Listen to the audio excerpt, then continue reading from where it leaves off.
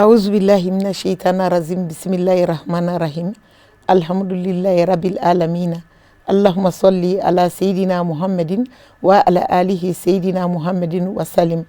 an bɛ ala fo ka barika da ka sɔli ka cɛ an kuntigi kan kisi ani nɛma u b'a na so dungo ye ka foli ni tanuni ta ka di Sherifula TV filɛbaga bɛɛ lajɛlen ma jamana kɔnɔ ani jamana kɔ kan diɲɛ seleke naani ale kɔnɔna la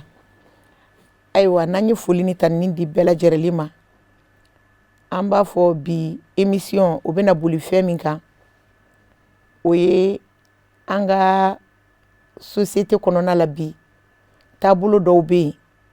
minnu bɛ maa ga i kamana n'o ye denfili ye mɔgɔ minnu bɛ yen n'u b'u denw fili bi émission a bɛna boli o de kan n'o ye les abandons d'enfants ye o hukumu kɔnɔna la bɛɛ b'a dɔn denmisɛnnin ale ye siniɲɛsigi ye denmisɛnnin ale ka kan ni dɛmɛ ye sabula ni maa ma dɛmɛ don denmisɛnnin ma a ka gɛlɛn denmisɛnnin ale k'a yɛrɛ kɛ fɛn ye ale mago bɛ dɛmɛ la sanga ani waati o hukumu kɔnɔna la bɛɛ lajɛlen i kɛra cɛ i kɛra muso ye i ka dɛmɛ ka kan ka ɲɛsin denmisɛnnin ma walasa a bɛ kisi sɔrɔ cogo min na k'a ka ɲɛnamaya kɛ damu ani lafiya kɔnɔna la o hukumu kɔnɔ an ye wele bila an balimamuso ma ni o ye madame Bundi Masako ye madame Bundi Masako ale ye directrice ye ni o filɛ nin ye centre orphelinat Nelson Mandela ale kɔnɔna la centre Nelson Mandela ale fana ye orphelin marayɔrɔ ye o tuma na madame Bundi a ye kɛnɛ sɔrɔ an b'a fɔ k'a waleɲuman dɔn an b'a fɔ ko madame Bundi ma kini wula nse hɛrɛ tilenna somɔgɔw bɛ di nse ayiwa an y'i wele i y'an ka kɛnɛ sɔrɔ a diyara an ye an b'i fo danti foli min na o diyara n ye ayiwa madame Bundi foli ye diɲɛ kɔrɔlen ko ye folikan min b'i fɛ ka ɲɛsin an filɛbagaw ma i b'o kɛ wa n bɛ sɔrɔ ka tɛmɛ ni baara ye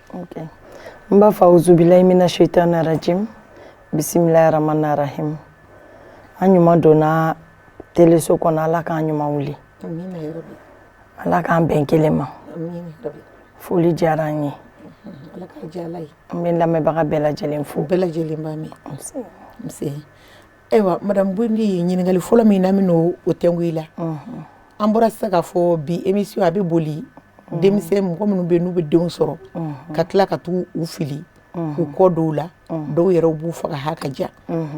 ayiwa an ye aw ka centre ta k'a lajɛ denmisɛnnin caman bɛ yen i komi nin tɛ kɛnɛ in sigi ko fɔlɔ ye i yɛrɛ da ser'o ma ayiwa e yɛrɛ ka analyse bolila fɛn jumɛn de kan denmisɛnninw ka filili hukumu kɔnɔna la sabula a waleya cɛjugu a bɛ ka caya anw fɛ yan ani fana kun jumɛn de bɛ na n'a ye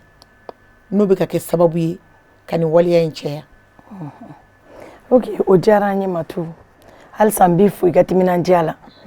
foli tɛ anw bolo foli bɛ e de bolo courage bɛ e de la k'anw ɲininka nin fɛn ninnu na k'an bɔ dibi la pour que diɲɛ bɛɛ k'an lakodɔn diɲɛ k'an ye an ka se ka société la faamuya vraiment halisa n b'i fo i ka timinandiya la halisa ala k'i sara donc n bɛna dɔɔni fɔ denfili in kan parce que fɛn min don an ka société kɔnɔ a cayalen don kosɛbɛ k'a daminɛ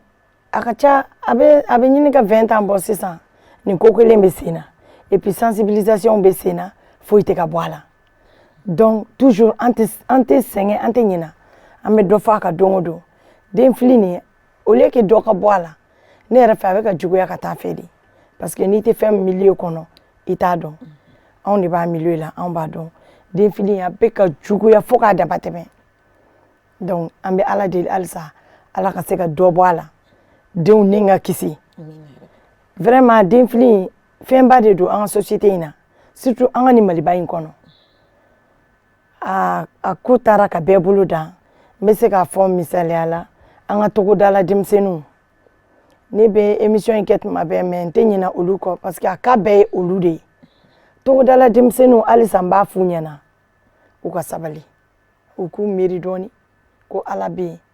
parce que ni filili kun ka di n'u bangebagaw tun y'olu fɛnɛ lafili yɔrɔ olu filɛ mun na bi a kun tɛna se yen donc n bɛ dɔ fɔ togodalamuso ye mais n bɛ kuma an ka baarakɛlaw somɔgɔw ma villagew la parce que n b'a dɔn aw ka télé in lajɛlen don kosɛbɛ a ka dɔgɔ mɔgɔ min b'a émission kɛ ka ɲɛsin u ma ne kɔni n bɛ yafa deli u fɛ n bangebagaw de don n bɛ yafa deli u fɛ n bolo fila bɛ n kɔfɛ u ye mais u k'a dɔn k'a fɔ baarakɛlaw u b'u den minnu bila ka na bamakɔ yan baara la a bɛɛ tɛna baara la dɛ i bɔra ka mun to so i kɔ i b'o dɔn ko su t'a a mako tɛ a ɲɛko la mais i bɔra ka mun to i kɔ i b'o dɔn u bɔra ka mun to u ka denbaya la u b'a dɔn u faw n'u baw bɛ cogo min aw bɛ na bamakɔ k'aw ka na baara kɛ aw t'aw sin baara ma aw bɛ taa manamana kow kɛ ka kamelentigɛw kɛ ka denw sɔrɔ ka sɔrɔ k'a fɔ n fa ni n ba ko n kana don ni den ye so o fɛnɛ ka gɛlɛn dɛ bangebaga ninnu m'u bila ka na o kama u y'u bila ka na baara de kama mais halisa n bɛ kuma bangebaga ninnu ma u bɛ den ninnu bila ka na baara la mais chaque mois u b'u sigi sara bila i ka na wari bila ka na ou bien u b'u wele téléphone na ah e ka wari mɛnna dɛ o tuma e ma wari sɔrɔ wa donc c'est comme a bɛɛ tɛ baara ye o c'est comme i bɛ k'i den bila jago la olu dalen don so a b'u ɲɛna denw bɛ baara la mais denw bɛ manamana ko la halisa u k'u hakili to denmisɛnninw na n'u y'u bila ka na baara la u ka mɔgɔ bila u k'u surveiller fɛn min don a surveillance ka gɛlɛn a tɛ se ka kɛ a ka gɛlɛn parce que u bɛ anw yɛrɛ u bɛ na baara la anw yɛrɛ minnu fɛ yen u b'anw ɲagami kumaw na a plus forte raison olu min bɛ village kɔnɔna la olu ɲɛ t'u la donc denfili ni caman sera ka bɔ a la a bɛ fisaya kosɛbɛ a bɛ diya ne madame Bundi ye kosɛbɛ parce que a kɛlen k'anw tɔɔrɔ a kɛlen k'anw tɔɔrɔ a denw b'anw bolo k'a daminɛ à partir de 6 mois dɔw yɛrɛ bɛ taa den fili 6 mois o b'a sɔrɔ sin jalen don u da sin ka di u da u bɛ t'u lafili sin tigɛli den na a bɛ jouer den kan a bɛ bɛn den dɔw ma a tɛ bɛn den dɔw ma donc halisa ala k'an kisi ala k'an ka sensibilisation ala k'an minɛ pour que nin ko in bɛ se ka dabila cogo min na Mali kɔnɔna la. Ayiwa an b'a fɔ amina yarabi hali bi ala k'an bɛn sahaba ma ayiwa an ye faamuyali belebele sɔrɔ o la yali denfili in hukumu kɔnɔna la yali sariya dɔw kɛlen bɛ ka a kɔn wa o sariya siraw ye jumɛn ye sariya y'a kɔn a mɛnna parce que une fois que n'i taara den fili n'i minɛna la kɔni kaso de don kaso de don bon a den filila ninnu fɛnɛ filɛ ne hakili la u tɛ information lamɛn et puis a tɛ f'u ɲɛna une fois que n'i ye den fili n'i minɛna i b'i si kaso kɛ dɔw bɛ se k'a daminɛ san 5 la ka taa i n'i ka somɔgɔw tɛ ɲɔgɔn ye i ye den fili kun mun kama i bɛ nimisa a la donc n'a sɔrɔ u sensibilisera ka nin bɛɛ don u tulo la vraiment a bɛ fisaya ne yɛrɛ kelen n b'a fɔ baarakɛdenw ɲɛna minnu bɛ na bamakɔ yan ka kɔnɔ ta ka denw sɔrɔ ne yɛrɛ kelennama ni ne ye fɛn fɛn minɛ a la i bɛ taa datugu parce que ne t'a hinɛ na tuguni hinɛba in de bɛ na ni problème ye hali kunun n y'a cas sɔrɔ kunun dɔrɔn tout récemment n y'a cas sɔrɔ denni taara a taara dugu kɔnɔ n t'a dɔn n'a somɔgɔw kɔni tulo bɛ n na mais mɔgɔw bɔra a kalama a bɛ misiribada la ani muso dɔ taamatɔ bɛnna a ko ne ba i tɛ den minɛ e bɛ den fɛ i tɛ hɔn den t'o fɛn ye o e y'a dɔn i b'a nin a ta kun a sɔrɔ kun donc muso fɛnɛ kɛra ala ka mɔgɔ ye muso k'a ma ne tɛ se ka den minɛ n'an ka taa ne bɛ den mara yɔrɔ dɔ dɔn an bɛ taa n bɛ t'i kalifa olu la solution min b'a la u b'a ɲɛf'i ɲɛna a ye muso minɛ ten ka taa n baarakɛɲɔgɔn dɔ fɛ yen ani o nana ɲɔgɔn fɛ ne fɛ yen ko a ko k'a tɛ den fɛ parce que a somɔgɔw ko k'a ni den kana segin ka taa so i y'a ye donc an ye den minɛ ten ne k'a ma n ko den in bɛ minɛ i la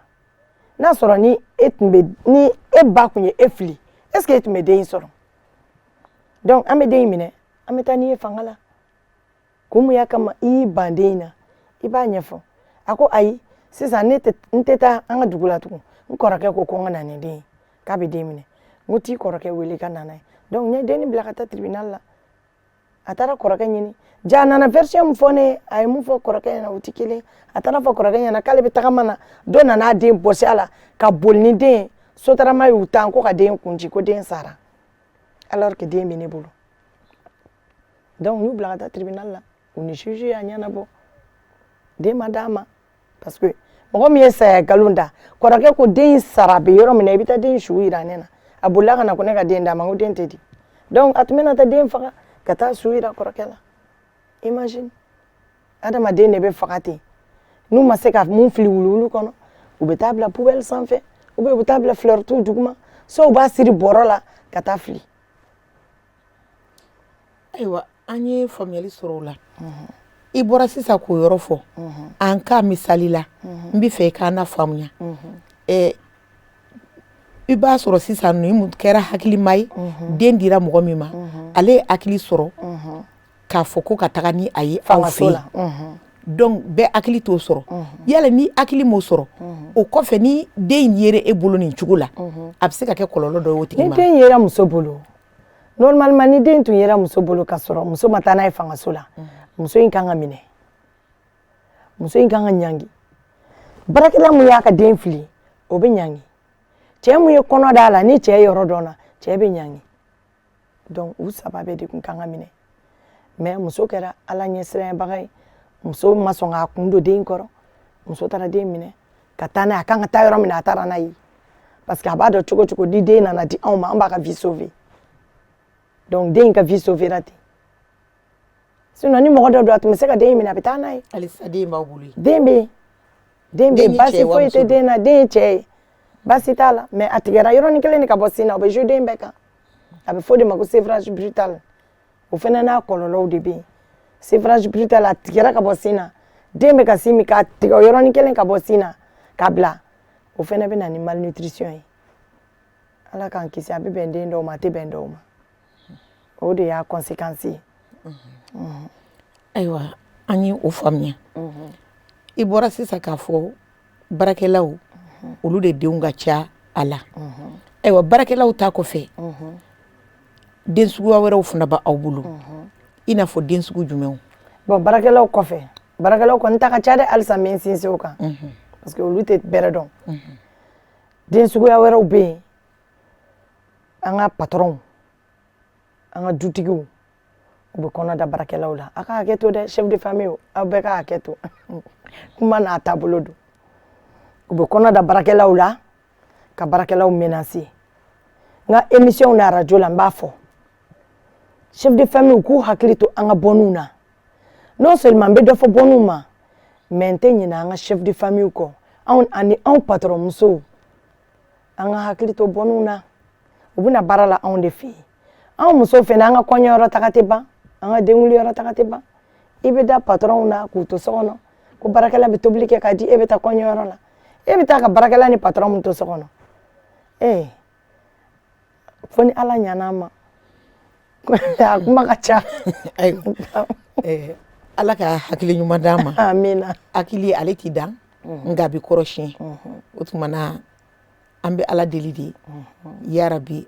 ala k'an ka du ala k'u to tiɲɛ kan. amina yarabi. o kɔfɛ n bɛ ɲininkali min kɛ i la sisan n bɛ fɛ k'a dɔn yali baarakɛlaw bɛ nin minnu kɛ nin ye a bɛ baarakɛlaw yɛrɛ de la wa a bɛ somɔgɔw de la wa n'o ye denmansaw ye wali kelen a bɛ société yɛrɛ de la n'o ye jamana ye. bon ne bɛ se k'a fɔ a bɛ nin saba bɛɛ la a bɛ baarakɛlaw ka denmansaw la village la caman nata ka bon dɛ u bɛ denmisɛnninw bila ka na u kana baara kɛ ka sɔrɔ hali u si ma se denmisɛnnin dɔw bɛ na baara kɛ ka sɔrɔ u bɛ 13 ans de la u âge ma se baara ye mais n'u nana di anw bamakɔ musow ma an t'a ɲini k'a faamu parce que an tɛ sɔn baara ma an b'i ta ko ko ka d'an ye an b'a kɛ denmisɛnninw an yɛrɛ bɛ denmisɛnnin ninnu ɲɛ yɛlɛ caman na ka sɔrɔ u t'a dɔn mais fa ni baw sigilen don village la u bɛ ɲininkali kɛ don o don e ka sara ma d'i ma wari bila ka na ni problème bɛ yen wari bila ka na donc n'i y'a ganden kɔ wari bila ka na ni den ye wari sɔrɔ sira wɛrɛ sɔrɔ pourquoi a tɛ taa mun t'a ka sara ye o ye bangebagaw ka sira ye denmisɛnninw fana filɛ i bɔra ka mun to so i b'a dɔn e fa n'i ba y'i bila ka na baara de kɛ baara kɛ i k'a wari ɲini i k'a sara fara ɲɔgɔn kan n'a sɔrɔ i ka patron de t'i sara se fangaso la minnu bɛ se ka ɲangini kɛ i b'a fɔ ne ka san 1 sara bɛ n ka patron muso la a tɛ k'a sara i bɛ dɛmɛ o association caman bɛ yen bi mun bɛ baarakɛdenw dɛmɛ o anw yɛrɛ bɛɛ b'a kɔnɔna la parce que o denw de b'anw fɛ yen ne tɛ se ka baarakɛden problème na ko n tɛ wuli k'an jɔ mɔgɔ minnu b'a a domaine na an b'a passer olu ka bolo kan o ye baarakɛdenw ka sira ye n'u fana nana baara kɛ u k'u tilen u ka baara ma u ka manamana ko n'u k'a dabila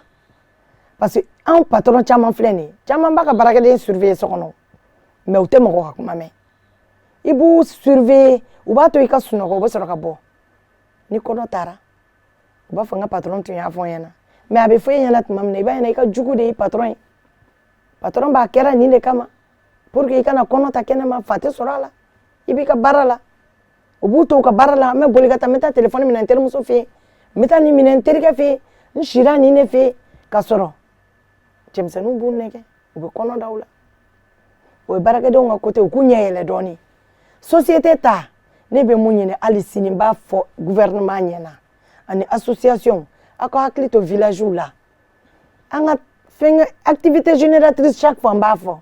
an k'a dayɛlɛ villagew kɔnɔna la an ka activité di ninnu créer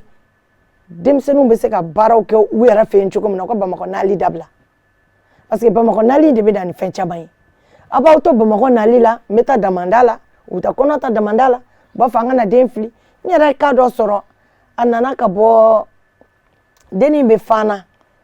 ko a ye kɔnɔ ta Fana a kɔrɔmuso y'a fɔ a ye k'a kana den fili bamakɔ ko n'i nana den fili bamakɔ i t'i ye kɔrɔmuso y'a nɛgɛn ten a jiginna dɔrɔn a bolila ka na k'a bɛna den fili bamakɔ ala y'a k'a minɛ na a nana den da ɲama de sanfɛ a y'a da ɲama sanfɛ ka segin o lendemain a seginna ka taa lajɛ n'a sɔrɔ a bɛ den ye ni den tɛ yen i tɛ t'o den sɔrɔ yen o ni fɛn ɲɛnamaw bɛ yen u bɛ den yɛrɛ dun fɔlɔ u b'a kin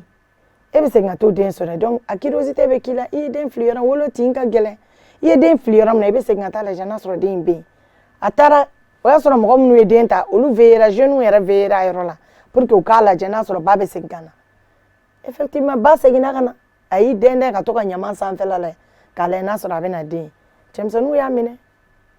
a minɛna ka di polisi ma u taara datugu mais o y'a sɔrɔ den taara ka na d'a ma y'a ye donc vraiment ni an bɛ se ka u ka bamakɔ nali dabila ka activité dɔ créer u fɛ yen u k'u ka baara kɛ yen ka wari ɲini a la par mois k'u somɔgɔw balo n'a ye c'est encore mieux o ka fisa u ka na kulonkɛ la sisan parce que baarakɛla tɛ yen tugun yɛrɛ feere de bɛ yen o ye société ta fan ye ayiwa an ye faamuyali sɔrɔ o la sisan i da sera a ma n'i y'a mɛn a bɔnna a jɛngɛnna de ɔ baarakɛlaw u bɛ ka nin kɛ denfiliw bɛ ka caya denw bɛ ka tɔɲɔ baarakɛlaw yɛrɛ fana u yɛrɛw fana tɛna lafiya u hakili la kɔni ɔ u bɛ se ka fɛɛrɛ jumɛn de kɛ sisan e yɛrɛ hakilina la pour que ka se ka u kisi ka garijɛgɛ yɛrɛ sɔrɔ jango kuma tɛ ka den bange ko ka taa fili o kuma ye tiɲɛ ye parce que o ye sensibilisation de toujours o de kama n b'a fɔ ni patron muso bɛ sera ka fara ne yɛrɛ kan an ka jɛ ka bɔ n'u sensibiliser a ka fisa parce que planning bɛ yen bi mais u t'a dɔn manque de communication bɛ yen baarakɛla caman bɛ yen u tɛ planning dɔn n ye cas mun sɔrɔ don dɔ la fɛnɛ a taara den fili ne yɛrɛ ye dennin n y'a bugɔ yɛrɛ parce que n dusu tiɲɛna n y'a bugɔ n ka bureau kɔnɔ n bolo sera dennin ma mais n y'a ɲininka fɔlɔ yanni e ka taa den fili pourquoi e ma planning kɛ a ko k'a fɔra ko ni n ye planning kɛ n bɛ sa o de fɔra anw bɛɛ ɲɛna ko ni a ye planning kɛ dɔrɔn a bɛ sa donc o ye manque de communication ne yɛrɛ fɛ planning ka kɛ bɔnni ninnu na a ka fisa u ka denw sɔrɔ a den dɔw yɛrɛ bɛ den juguw yɛrɛ don den ɲumanw yɛrɛ tɛ den banabaatɔw de don u b'a sɔrɔ dɔrɔn u b'u ba la a banabaatɔ joli filɛ nin ye ne bolo k'a fɔ ko ba taara bila ɲaman kan o tɛ dɛ ba yɛrɛ b'a dɔn cɔ ko den man kɛnɛ a b'a dɔn ko den man kɛnɛ den tɛ se ka kɛ fosi ye a tɛ se ka sigi a tɛ se ka fosi a ko n tɛ den fɛ de n t'a fɛ i tɛ den fɛ i bɛna den bila k'i t'a fɛ pourquoi i t'a fɛ e de m'a wolo wa donc ne y'a bila ka taa fanga mɔgɔw fɛ yen mais mɔgɔ min y'a fɔ n da la n tɛ den fɛ n'i y'a d'a ma kɔni a bɛ taa faga fagali t'u ɲɛna foyi ye n ye cas dɔ ye fɛnɛ a ma mɛn ale kɔni o fɛnɛ datugura ne kɔni ma n'u sɔrɔ ne b'u datugu a ye den faga mais faga cogo ma dɔn den na bɛɛ y'a ɲininka ka dɛsɛ a ma sɔn ka fɔ ne y'u menacer Ni den ni menacé ka da sɔgɔ la tiɲɛ fɔ ɲɛna e den faga cogo di yani ka datugu i y'a faga cogo di a ma fɔ donc n y'a kɛ comme i ye den faga n b'i fɛnɛ faga n ye sirɛni chargé a don ji gansan don a tɛ se k'a ye n y'a kɛ comme fɛn de b'a kɔnɔ comme télé don kuma n tɛ fɛ u ka sɔn min i y'a ye donc n y'a yira n ko karisa n'i ma tiɲɛ fɔ ni piqûre nin filɛ n bolo n b'a k'i la n b'i fɛnɛ faga parce que i ye den de faga n ko ɲaman t'a la hakɛ t'a la tiɲɛ fɔ n ye a ko tanti i jɔ n bɛna tiɲɛ f'i ye sisan tiɲɛ yɛrɛ la ne ye den in faga de n y'a faga cogo di n ye omo de nɔɔni bɔlini kɔnɔna la k'a ta cuillère la k'a d'a ma comme cerelac o de kama den in sara e t'a fɛ au moins a ta i k'a di dɔ ma comme mun y'a ta kɛ cogo min na o don o tun bɛ se k'a faga o mais a ma faga a y'a ta de k'a fɔ karisa e bɛ den fɛ yan n'i bɛ den fɛ a minɛ o bɛɛ ye den nin kisira den filɛ n bolo a nin kisilen don a sauvera a ka vie tɛ danger la tugun i bɛ se ka na ko ne ka o den kelen d'i ma ne b'o d'i ma a ma nɔgɔ. Yali o e bɛ nin baara in na sisan a bɛ san dama dama bɔ i komi i da sera a ma dɔ delila ka taa a den fili ka tila ka nimisa ka sigi aw ma wa est ce que o mɔgɔ delila ka kɛ o kɛra a taara den bila dɔ ka bulonda la a taara bila dɔ ka bulonda la ka fini biri a sanfɛ ka segin o lendemain parce que a taara bila mun ka bulonda la olu tigiw ye den ta ka boli ka na n'a ye ne fɛ yen ne fana ye den ta ka taa n'a ye brigade la avant que n bɛ taa n'a ye fitiri sera baara jiginna n ko n'ala ye sini yira n na n bɛ taa ni den ye donc i ye den bila yɔrɔ min n y'o de fɔ n'i ye den bila yɔrɔ i bɛ segin ka taga lajɛ n'a bɛ n'a tɛ o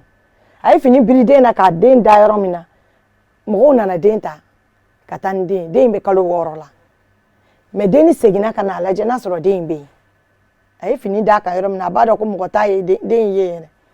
a bɛ k'i kɔnɔ ko finikolon de don donc a taara lajɛ dɔrɔn o kɛrɛfɛmusow y'a minɛ u nana n'a ye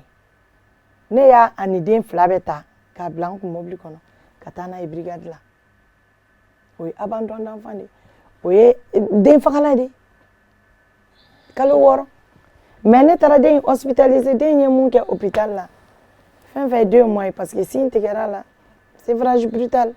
malnutrition nana n taara den hospitalisé a ye mun kɛ hôpital la a tun bɛ saya ni balo cɛ mais Dieu merci den in kɛnɛyara a tagamana bi alhamdulilayi alhamdulilayi ayiwa yali ni mɔgɔ min bɛ fɛ sisan ka taga den minɛ walasa k'a lamɔ yali aw bɛ den di lamɔ la wa adoption n'a sɔrɔ n'o bɛ kɛ o procédure ye jumɛn ye bon Matu an ma deli ka adoption kɛ depuis an yɔrɔ dayɛlɛ an ma deli ka adoption kɛ parce que an fɛnɛ bɛ an ka ɲɛmɔgɔw de kɔ an bɛ faamaw de kɔ an ka ouverture kɛra ka sɔrɔ adoption jɔra Mali la donc ko fo ka décret kura bɔ awɔ donc ni n y'a faamu a bɛ komi an bɛ wagati min na komi sisan yɛrɛ den di ale ɲɔngirilen don fɔlɔ den di jɔlen don fɔlɔ pour le moment an ma deli k'a kɛ ayiwa den fili bɛ ka caya yali a bɛ se ka kɛ kɔlɔlɔ jumɛn ye ka ɲɛsin jamana yɛrɛ ma min n'an kelen kelenna bɛɛ b'an ta sɔrɔ a la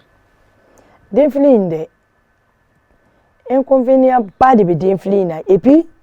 den fili in kɔni ne tɛ a pour la vraiment ne t'a pour la parce que a ma ɲi jamana yɛrɛ ma o an bɛ se ka taa ɲɛ cogo di ka denmisɛnninw to an senkɔrɔ ka vagabɔnw to an senkɔrɔ n'i ye den fili wajibi kɔni den bɛ kɔrɔbaya ni mɔgɔ ma sɔrɔ ka denw soutenir u bɛ kɛ délinquants de o de ye enfant de la rue caya kunbɛ cogo t'a la hali n'i ye mun minɛ bi k'i bɛ taa sauver i bɛ taa nin den in minɛ k'a don école la mais vagabond ye vagabond de n'a digira vagabondsya la rue kan a tɛ se k'a bila i y'a sensibiliser cogo o cogo a t'a bila denmisɛnnin dun ye bɔgɔ kɛnɛ de i y'a mɔ ka bila yɔrɔ min na a bɛ yen donc vraiment ni sensibilisation caman sera ka kɛ pour que ni abandon d'enfant in bɛ se ka dabila Mali kɔnɔna la a bɛ fisaya an k'a tɔ kɛ ni dɛsɛbagatɔ denw ye pour que k'olu ka vie sauver k'olu ka prise en charge kɛ mais abandon d'enfant in ani infanticide nin a kan ka dabila ni mun minɛna la dɔrɔn ka datugu u b'u sɔn hakili la ayiwa komi wagati ale sera a kuncɛyɔrɔ ma walasa ka émission yɛrɛ datugu bi yali welewelekan jumɛn de b'e fɛ walikele bilasiralikan ka ɲɛsin bi denmisɛnninw ma cɛman b'o la musoman b'o la walasa nin waleya cɛjugu in bɛ se ka dabila cogo min na ka bɔ jamana kɔnɔ. Bilasiralikan mun bɛ n bolo halisa ni baarakɛdenw de don ani an ka patɔrɔnw denw an ka patɔrɔnw denw caman ye olu fana ye caman ka cause ye den sɔrɔ cause ye u bɛ kɔnɔ da baarakɛden ninnu na ka u fori ka bɔ a kɔrɔ donc u fana bɛ taa ni den ye yɔrɔ jumɛn halisa an k'an hakili t'o la an kana to ka bɔ k'an ka patɔrɔnw ni baarakɛdenw an ka patɔrɔn denw ni baarakɛlaw to so gardien an ka hakili t'o ni bɔnniw cɛ la so kɔnɔ an ka chef de famille fana an ka hakili t'o ni bɔnniw cɛ la c'est vrai problème bɛ baarakɛden ninnu na mais dɔ b'an yɛrɛ la dɛ an ka patɔrɔn cɛw u ka sabali sa ka tugu baarakɛden ninnu nɔfɛ u ka sabali vraiment u bɛ ka kɔnɔ da u la denw bɛ taa u bɛ taa denw lafili u t'u jɔ denw kɔrɔ a kow cayara quoi patɔrɔn yɛrɛ n b'a fɔ patɔrɔn yɛrɛ kɛrɛnkɛrɛnnenya la patɔrɔn denw yɛrɛ de ka ca quoi u ka ca la u ka dabila vraiment. Ayiwa madame Buli an b'i fo wagati ale kurunna n'o tɛ ne tun bɛ ne ɲininka fana yali baarakɛlaw yɛrɛ fana ka laɲini dɔ fana tɛ ka patɔrɔn ninnu yɛrɛ fana laɲini wa. u b'u laɲini kɛ wajibi tɛ u k'u laɲini yan ne taara kɔɲɔ e taara tile kɔɲɔ la ka ne ni patɔrɔn tɛ ɲɔgɔn kan mun na n t'a laɲini n b'a laɲini dɛ n'a bɛ wari di yan n b'a laɲini dɛ an tɛ ban an ka kɔɲɔ yɔrɔ taga la an tɛ ban an ka tɔncɛ yɔrɔ taga la. madame Bundi an bɛ a fɔ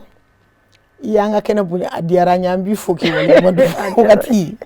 ale sɛbɛkɔrɔ kurun na. A diyara n ye. Ayiwa i ka dakuruɲa laban walasa ka bi émission in kun cɛ ani folikan laban min b'i bolo. ok folikan min bɛ n bolo n b'a daminɛ an ka télévision tigi la fɔlɔ Usmane Cherif Madani Ayidara o ye n yɛrɛ fa ye n b'a fo kosɛbɛ kosɛbɛ n'a sera ka émission in yɛrɛ lajɛ a bɛ diya n ye dɛ k'a ka hakili to centre Nelson Mandela la orphelin ka ca dɛ mais centre Nelson Mandela kɛrɛnkɛrɛnnenya la an mago b'a la hali n'a ma télé lajɛ a ka Amsar mɔgɔw bɛ télé lajɛ u bɛ ci fɔ an ɲɛna ko ne ko madame Bundi en tant que madame Bundi coordinatrice du centre Nelson Mandela an b'a deli a ka taa an ka denw lajɛ a mankutu fɔra an ye an b'a ye télé la su ni tile donc ne tun tɛ se ka na émission kɛ Cherifulala yan ko n tɛ a fo ne yɛrɛ fa de don donc a ka taa denmisɛnninw lajɛ mun ka di a k'a kɛ denmisɛnninw ye kɛrɛnkɛrɛnnenya la hali n'a ye mobili d'an ma an tɛ ban a la donc n bɛ gouvernement mɔgɔ bɛɛ lajɛlen fo n bɛ an ka partenaires bɛɛ fo fɛn fɛn b'an dɛmɛ mɔgɔ mɔgɔ bɛ déplacer ka taa denmisɛnninw lajɛ n bɛ bɛɛ lajɛlen fo bɛɛ ni ce i yɛrɛ ye malien de l'extérieur n tɛ ɲinɛ u kɔ n ka folikan a belebele bɛ ɲɛsin u ma n bɛ bɛɛ fo n tɛ mɔgɔ bɔ mɔgɔ la vraiment fɛn fɛn ye denmisɛnnin ninnu dɛmɛ ala ka hɛrɛ k'aw bɛɛ ye n bɛ aw yɛrɛ fo n bɛ télé mɔgɔw fo i yɛrɛ ni ce i ka cɛsiri la ala k'i sara. Ayiwa